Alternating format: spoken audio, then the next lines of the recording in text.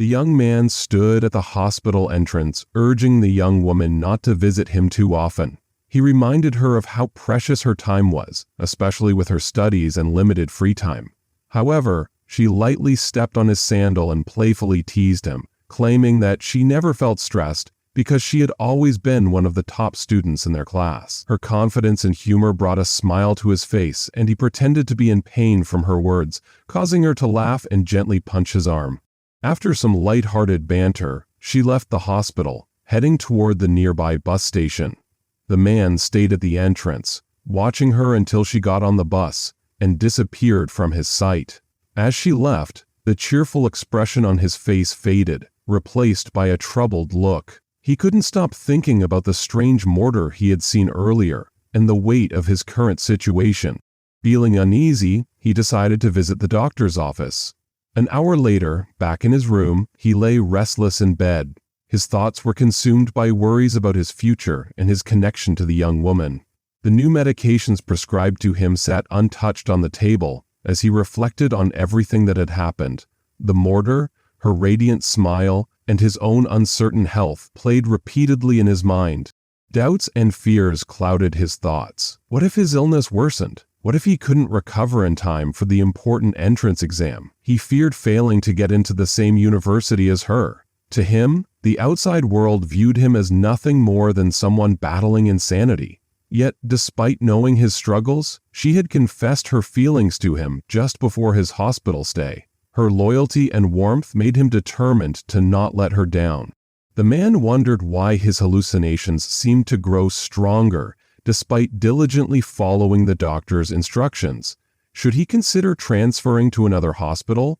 This was already his third one, and he trusted his current doctor, who had been highly recommended by his father. These unresolved questions swirled in his mind until he finally gave up on overthinking.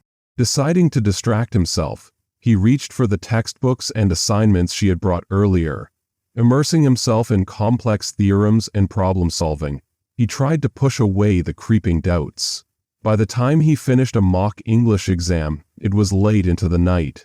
Stretching his back and rubbing his tired temples, he realized how exhausted he felt. Yawning, he slipped on his sandals and headed toward the bathroom to get ready for bed.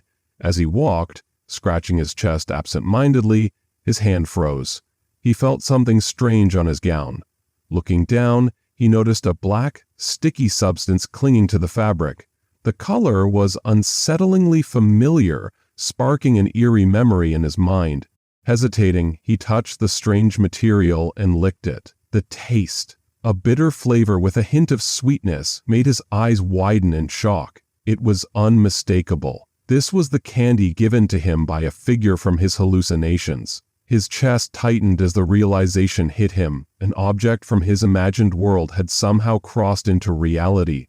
The moment the young man confirmed the candy was real, his heart raced with excitement. At first, he thought of reporting this discovery to the doctor, but as he considered the implications, he hesitated. This candy wasn't the only item he had seen in his hallucinations. There were more. Some even more valuable. As he tasted the sweetness of the candy, thoughts of wealth and success filled his mind. He imagined a future where he and the young woman he cared about could become rich, perhaps even reach the peak of their lives. He quickly dismissed the idea of informing the doctor. The fear of being treated like a lab experiment haunted him. He decided that this wasn't something the doctor could help with. Instead, he needed to understand what was happening and figure it out on his own. As he began forming a plan, his surroundings started to shift. The familiar distortion of reality warned him of what was coming. Without hesitation, he shoved his textbooks and homework into his bag and tossed it into a corner, ensuring it wouldn't get damaged during his hallucination. He pressed the emergency button near his bed, summoning the nurses. They rushed in, restraining him on the bed as the world around him faded away. When he opened his eyes, he found himself back in the cold, dim cave. The strange disciples, with distorted appearances, stared at him curiously. He sat up on the hard stone floor, taking in his surroundings once more. Though this was a hallucination, everything in the cave felt like treasures hidden in a vault. The idea crossed his mind, what if this wasn't an illness? What if he had gained an unusual ability that no one, not even the doctors, understood? For years, he had endured the stigma and discrimination that came with his condition. People treated him as less than human, as though he were some kind of mutant. The thought of escaping that label filled him with hope and excitement. He smiled to himself, feeling a renewed sense of purpose. While surveying the cave, he noticed a group of people huddled together. Curious, he walked toward them, but before he could say anything, a sharp voice echoed from the entrance. A figure stepped in, barking orders at the group. It was the same arrogant Taoist who had summoned him before. The man's commanding tone irritated him, but he kept his composure, observing instead. The Taoist sneered, mocking the young man for surviving instead of being used as part of a guiding drug for their master's pursuit of immortality. But the young man didn't react to the taunts. His attention was drawn to a jade pendant hanging from the Taoist's waist. It looked valuable, an antique perhaps. If he could bring it back to the real world, it might be worth a fortune. He began to devise a plan. Should he grab it and keep it near his chest, just like he had done with the candy? Misinterpreting the young man's silence as fear, the Taoist scoffed and left the cave. Left alone with his thoughts, the young man's determination grew stronger. He was beginning to see his hallucinations not as a curse, but as an opportunity. In the dim cave, the man stared at the back of the Taoist who had just left. He began to plan his next move, setting his sights on the jade pendant that hung from the Taoist's waist. His thoughts revolved around sneaking in at night to steal it, hoping to bring it back to the real world and possibly change his life. As these thoughts lingered, a pale hand gently tugged at his sleeve. A soft voice urged him to return to his work, warning he might lose his meal otherwise. Turning, he saw it was the albino girl he had helped earlier. Without hesitation, he handed her the partially melted black candy from his pocket before returning to his place. He picked up the pestle and resumed grinding herbs, careful to act normal and not reveal anything unusual. He reminded himself to keep his newfound power a secret while gradually learning its rules. As the day's monotonous task of grinding herbs ended, the man prepared for the night. When the cave grew silent and dark, he opened his eyes. Using a faintly glowing green powder he had ground earlier, he navigated the pitch-black cave. Despite his conspicuous appearance in the darkness, he felt no fear. He believed the hallucination was his creation, so he could confront it with confidence. The man carefully made his way to the Taoist's private cave.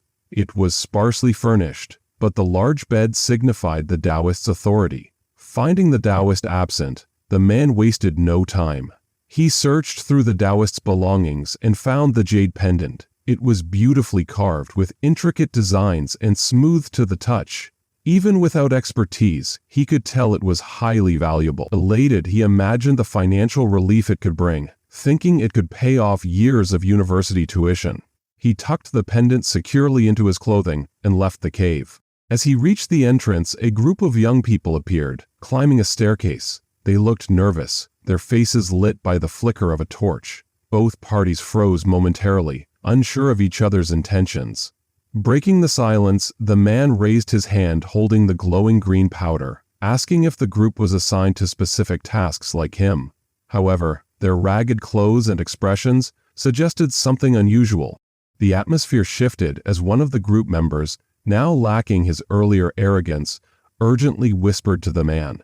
He revealed their plan to escape the cave, saying he had bribed a guard at the entrance.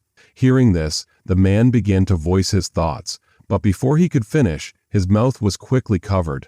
The situation grew tense as he realized this group was desperate and determined to flee. The man stood frozen as the group holding torches surrounded him, their faces filled with suspicion and anger.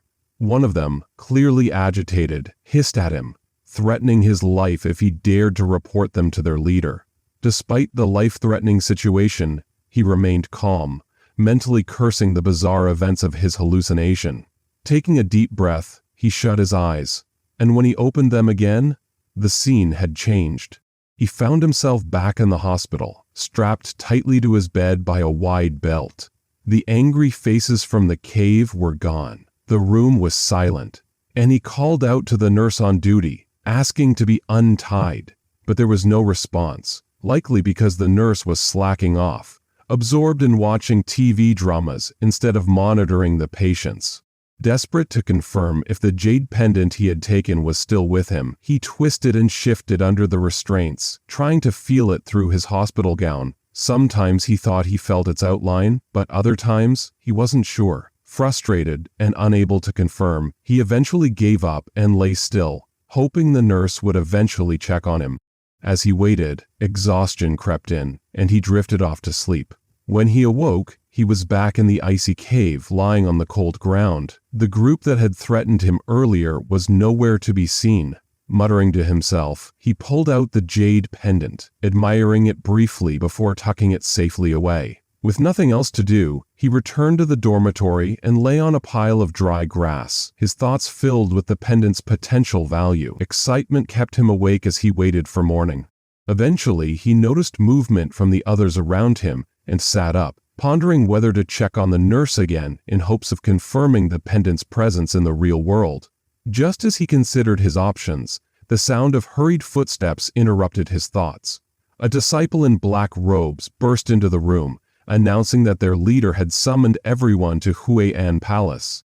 Confused but obedient, the group gathered in the largest cave. Torches lit up the faces of the disciples, many of whom looked uneasy.